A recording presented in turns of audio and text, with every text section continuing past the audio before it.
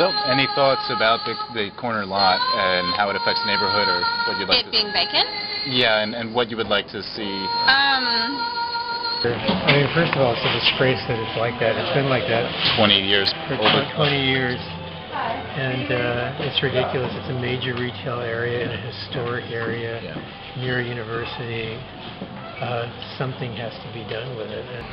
I was the paper boy in '66, '67, and that was a Lucky's supermarket across the street from it, and Cody's wasn't there. It was a gas station, Flying A, Phillips 76.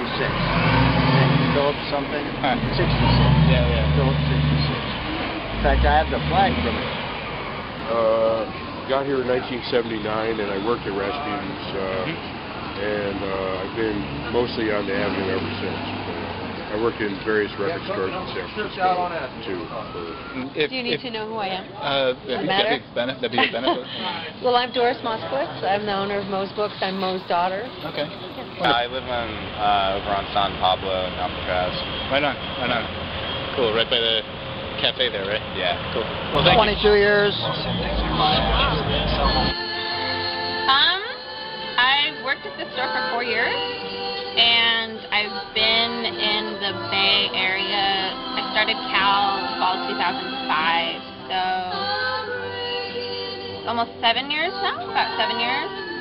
Cool. Yeah. But what it was in, I guess, starting in 1960, thereabouts, the end of the 50s, all the bohemians made this their home because of the bookstores and the places to sit and read and have coffee. It was very much like North Beach. In fact, it was North Beach of Babylon by the Bay. To kind of gather opinions or concerns, like what would you like to see happen there, what would you not like to see happen there, or just your sentiment about it being vacant for over 20 years? Well, I don't think we need any more head shops or frozen yogurt places or record stores or tattoo places or and a lot of lives were ruined in that place. A lot of lives. I mean, lives were lost? Lives were lost. A lot of people died. Lives? People died on the porch, on the steps. We watched. I mean, it was bad. It was just really bad. And the reason it burned down 3 times is because people didn't want it there. 3 times. 3 times. I feel the same way about the lot on Telegraph as I do about a lot of lots around here. There's one on Regent, smaller one, sort of empty, fenced off, and we've done a lot to keep people out as if there was something valuable inside. But the only valuable thing is the potential that it has. Well, more than anything, I'd love to see the city, use their resources and get the owner of the property to develop the lot. It's been empty for 21 years. It's always kind of baffled me that in the radius of the university there's not a bar, really. I think having another bar would be a good place to fill the lot, something reasonable, even if it closes at midnight, so it's not a big distraction, but some other place to sort of gather, drink. Right. I think that would generally be good for business. There was that Blake's closed down. Blake's closed down. It should be a sculpture garden with a whole lot of nice sculpture imported from all around the world, and fountains, water fountain sculpture. That would be beautiful. Water beauty. Turn it into a whole nice, beautiful little park with sculpture garden from around the world. I'd like to see a park, or a low-income housing. When it burned down in '86, those of us who lived there at the time were told that it was going to be turned into housing, and we would have first dibs on any housing that was going to be built there. And that was 25 years ago. Okay, well, it would be nice if we have a restaurant or a home finding agency, apartment finding agency. Good one. Yeah. Okay. No. After what happened there, put a park for children. Okay. Because there were children putting flowers in the ends of guns right there. What? Yeah. There were children putting flowers in the ends of the National Guard's guns. Wow. And there's photographs of them. You can look them up. Wow. Yeah. Haste Street, 1968. 60. That's right. That's what I thought. That's kind of what I figured, or why I figured nothing's happening. I mean, he owns the Cody's bookstore as well, and that little flower shop corner, and it just seems like he shuts one thing down after another as long as it's around amoeba. That's what we've heard too. There's a lot of stories and controversies. Yeah. Well, the trouble with long histories like this one is that there's so many layers to it, and so my opinions about it and my father's opinions about it tend to sort of blend a little bit. And he was furious. He was out of his mind furious. I mean, what happened was there was a project, and it was just about to happen, and someone came in and bought it out in the last minute, saying they were going to build something. So it's 20 years later of nothing. At this point, as much as I'd like to blame the particular owner of the property, it's absolutely the city's fault. The city hasn't done anything to force the issue whatsoever, and it's like a middle tooth missing on the retail strip here, and it's been very destructive for everybody concerned. That's a good way to put it. The lot has been a gross mess for 20 years. Low-income housing and/or a park. Okay. Right, you know, all those things are reasonable possibilities, and what we have right now is none of them. It doesn't serve anybody, and it's kind of a hole, really.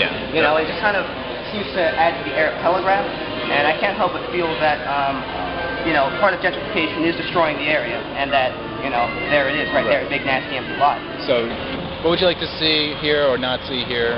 I think it'd be really cool if they, like, put in a garden so that, you know, you could grow some vegetables and stuff. A food garden. Yeah. Food garden. Okay. How about a kid's playground? That'd be great too, you know. Okay. This represents, on one side, a property owner who doesn't want to be told what to do, and the other side, a city who's too afraid to tell him what he has to do. So that's why it sits empty for 21 years.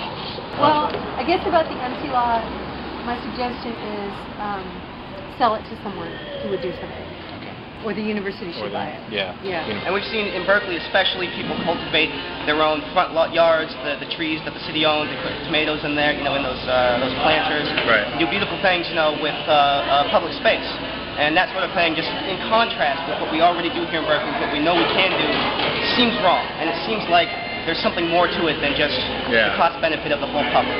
That's just what seems to me, from a logical point of view, it seems like it's more than the public's benefit and some personal benefit, because obviously Berkeleyans know how to, you know, make a place look nice. I've walked down college and seen plenty of huge tomato plants growing healthy, and I don't know what's going on with those lots, you know, a few around here, but it's kind of sickening, especially that one on Telegraph, because it's so very central. It's right there. You know, there's a nice mural there that's all fading, falling apart. You know, but it's not. It doesn't do it. It's just. And sometimes it seems as if he's trying to hurt his competitor, like as if this is about hurting amoeba. Right. And that doesn't seem right. So that business now has 3 vacant corners, 2 of which are under control of his major competitor, and that seems wrong to me. Intentionally wrong. Now, if you talk to him, he will talk about all kinds of crazy ideas that make sense to him. But since nothing has happened, it's hard to believe that he has any intention of doing anything. I mean, I think it's definitely an ongoing hassle just running a business here, having people kind of coming in and causing problems. And I think that's why, what's the organization called? The people? Well, this is a blighted neighborhood, and the crux of the problem is People's Park. Is the mayhem that comes out of People's Park. Mental illness, homelessness, that's part of the problem. Crimes related to drugs and other things are other parts of the problem. The lawlessness created... It was a war zone, you know. 1960, early 1960s this place was. Crazy, huh? Cowboys versus aliens.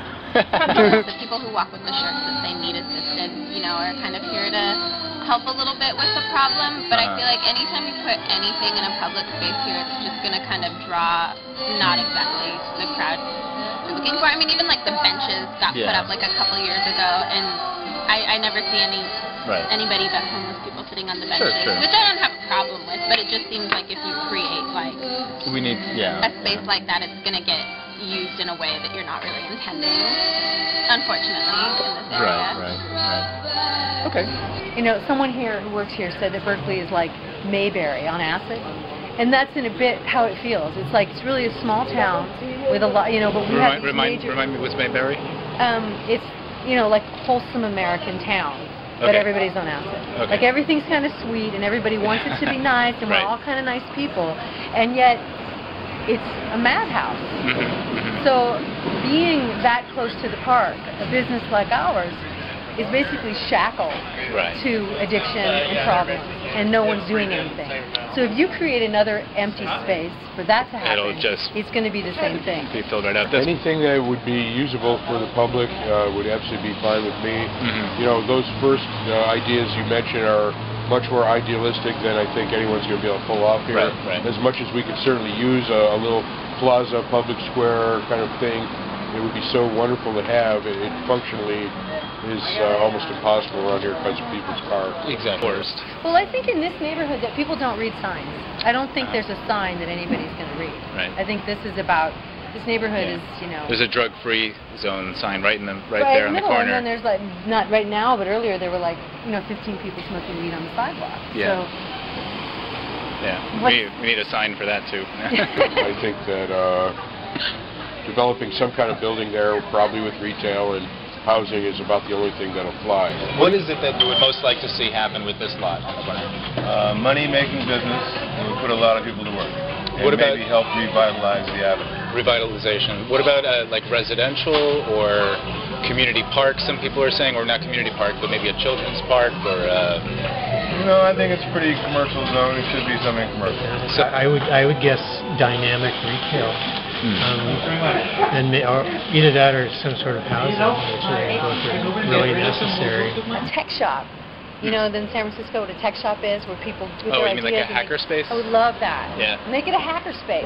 How about that? Totally. Yeah. Well, that's actually maybe kind of close to what we're thinking about a little bit. Yeah, I would love a hacker space, and I think there's a lot of that need for hacker space in Berkeley. So that's what I would do. How about that?